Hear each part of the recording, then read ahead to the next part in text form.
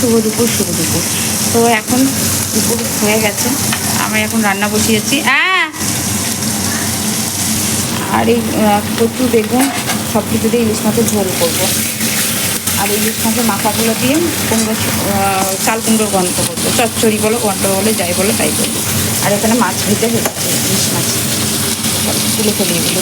স্নান হয়ে গেছে, স্নান করে শুয়েছিলাম, টিফিন খেয়ে স্নান করে শুয়েছিলাম। এবার এসেছি রান্না করতে, ইলিশ মাছের ঝোল করবো। আজকে একটু কাঁচা কলা দিয়েছি, জানি না খেতে কেমন হবে, তবে ইলিশ মাছ করবে তো আশা করি ভালোই হবে। ইলিশ মাছের ঝোলটা করবো। আর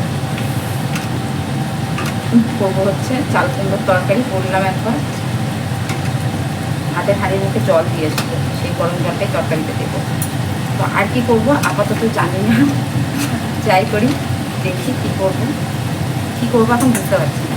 আর ইলিশ মাছ ভাজা রাখবো, কারণ আমাদের বাড়িতে সবাই মাছ ভাজাটা খেতে বেশি পছন্দ করে। আমি না খেলেও আমার ছেলে, আমার কান্তি, আমার মাও ঝোল খেতে চায় না মাছের অতটা, ভাজাটাই বেশি ভালো খায়। ভাজা রেখে দেবো কফি। আর ভাত হয়ে গেছে, তরকারিটার মধ্যে জল দিয়ে দেবো। মা কলতলা থেকে বসছে, স্নান করতে বেলা হয়ে গেছে, 12:30 বাজে। আমি স্নান করে শুয়েছিলাম, কী করবো, বস আস্তে আস্তে রান্নাটা করবো। রান্নার তো অত করা নেই, ভাবছি 2টোর সময়। আর সকালে আমরা খেয়েছিলাম হচ্ছে আজকে দই, মুড়ি, কলা এইসব খেয়েছিলাম। কারণ দারচিনিটাকে অর্থ,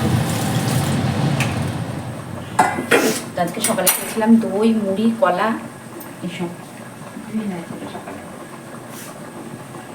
আটটা আছে।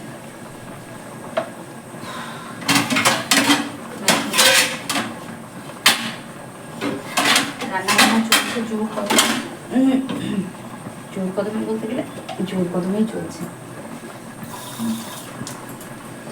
দেখি কত দূর এগিয়ে নিয়ে যেতে পারি। ইচ্ছা আছে ঝটাপট করে 1 ঘন্টার মধ্যে রান্নাটা শেষ করার, জানি না পারবো কিনা। অনেকেই বলে 1 ঘন্টার মধ্যে 5টা তরকারি করে, 10টা তরকারি করে, কিন্তু আমি পারি না, কেন কি জানি। কিন্তু আমি ব্যর্থ, ফেলিও, আমার দ্বারা হয় না, আমার রান্না হতে খুব দেরি হয়। তবে হ্যাঁ, এখন একটু জলদি হচ্ছে, তার কারণ হচ্ছে এখন আমার এই টিফিন বক্সটা খুঁজছিলাম, এটার মধ্যে আমার শস্য বেটে রেখে দিই, এটাই খুঁজছিলাম তোমাকে। তো এখন একটু জলদি হওয়ার কারণ হচ্ছে আমার গ্যাস ওভেন দুটো সারানো হয়েছে, যার জন্য গ্যাস ওভেন দুটোই বেশ ভালো জোর হয়েছে। তো ঝটফট করে হয়ে যাচ্ছে। আর কড়াটার অবস্থা দেখেছো, প্রতিদিন রান্না করতে করতে এরকমভাবে পুড়ে যাচ্ছে। গেলে কি করবো বলো, আমার তো কিছু করার নেই। আমিও আর এই ছোটো গ্যাস ওভেনটা কমাতে গেলে আবার ওটা বন্ধ হয়ে যাচ্ছে, কত দিন, কিছু করার নেই। চলো আলু, কচু, পেঁপে সিদ্ধ হোক, গরম লেগে যাচ্ছে। আর চাল কুমড়োর ঘন্টটা কেটে নিচ্ছে ঝটাপট করে, তারপরে মাছের ঝোলটা ঢালবো, हो जाएगा। হ্যাঁ এক সাইজ বড়,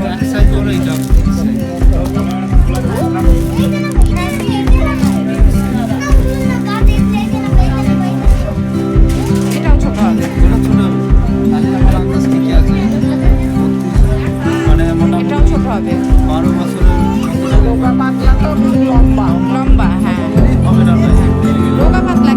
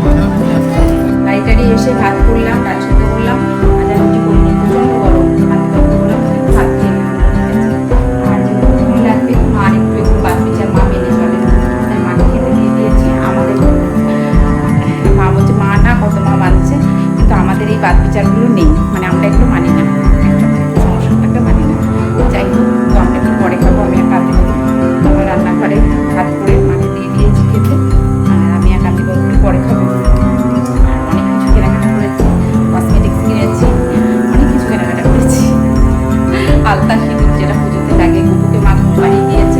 তো আসতে আমাদের অনেকটাই দেরি হয়ে গেছিল।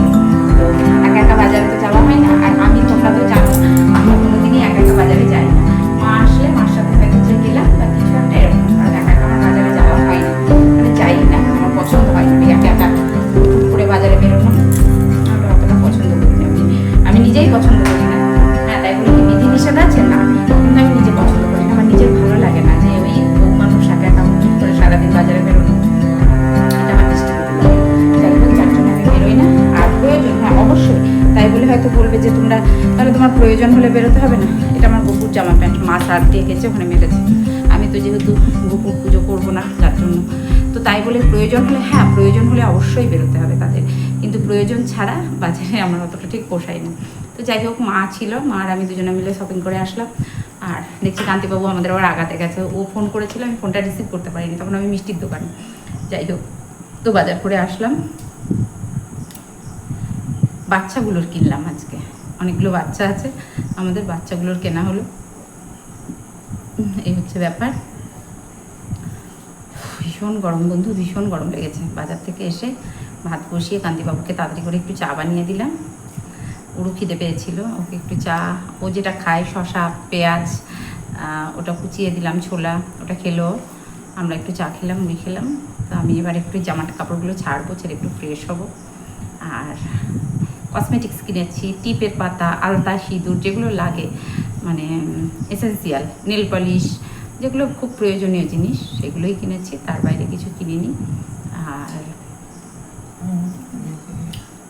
আর কিছু কিনিনি বিশেষ কিছু।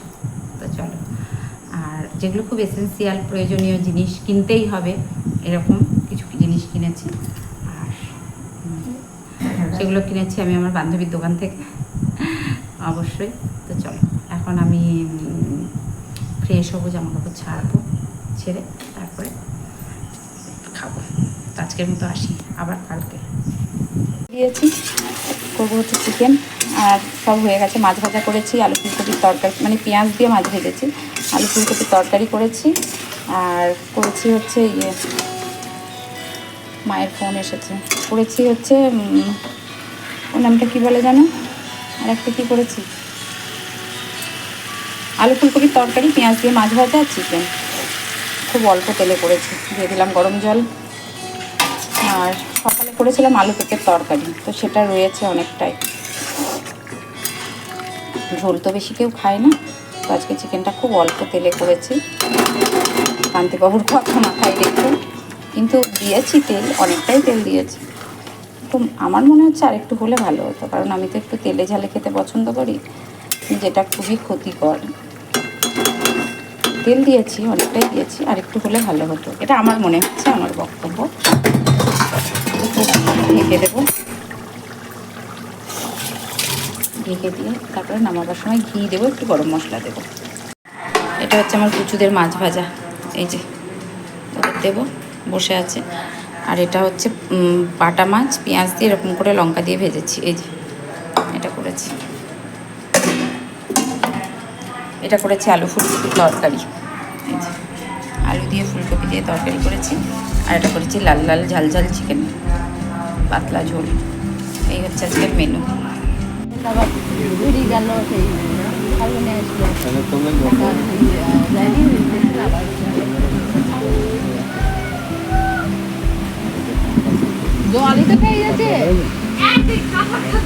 ও জলের ইয়েটা বাড়ি থেকে নিয়ে এসেছো?